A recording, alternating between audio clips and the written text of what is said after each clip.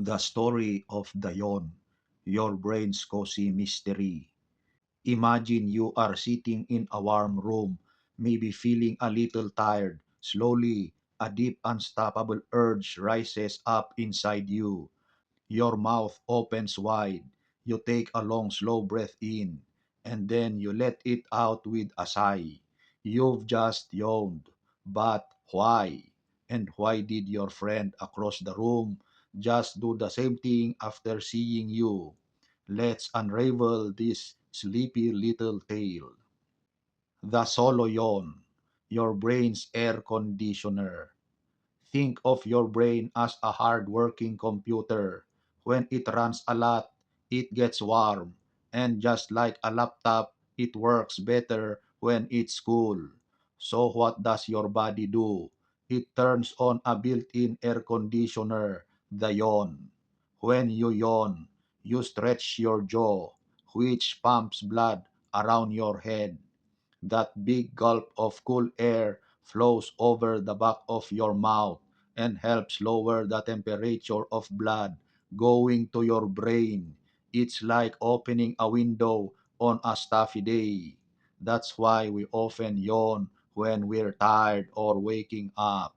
Your brain's temperature is changing, and the yawn is just helping it adjust. It's not really about needing more oxygen. It's about needing a cool, fresh brain. The contagious yawn, the invisible glue between us. Now, this is the really magical part. You see someone yawn. Maybe even reading the word yawn just now made you feel like doing it. Why? Because deep inside your head, you have something called mirror neurons. They are like little copycat cells that help you understand and share the feelings of others. When you yawn, especially from someone you care about, your brain unconsciously thinks, oh, they are tired. We are part of the same group.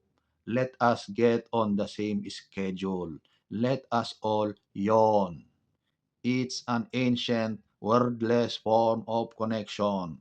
Thousands of years ago, when humans lived in tribes, a wave of yawns at dusk meant everyone it's time to wind down together. We're safe here. Even today, you're more likely to catch a yawn from a family member or close friend than from a stranger. It is a quiet sign that your brain are in sync. Even dogs catch yawns from their beloved humans. It is not just being sleepy, it's a tiny act of empathy wired right into your body.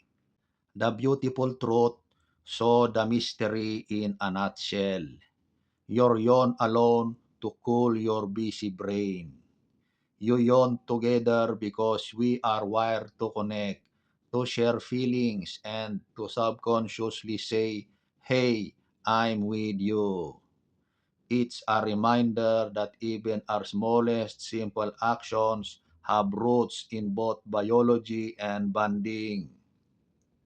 The humble yawn is part radiator, part hug.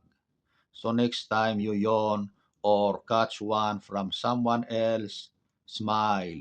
Your body is just doing its clever ancient thing, taking care of you and quietly connecting you to everyone around you. And if you need to yawn right now, don't fight it. Just go with the flow.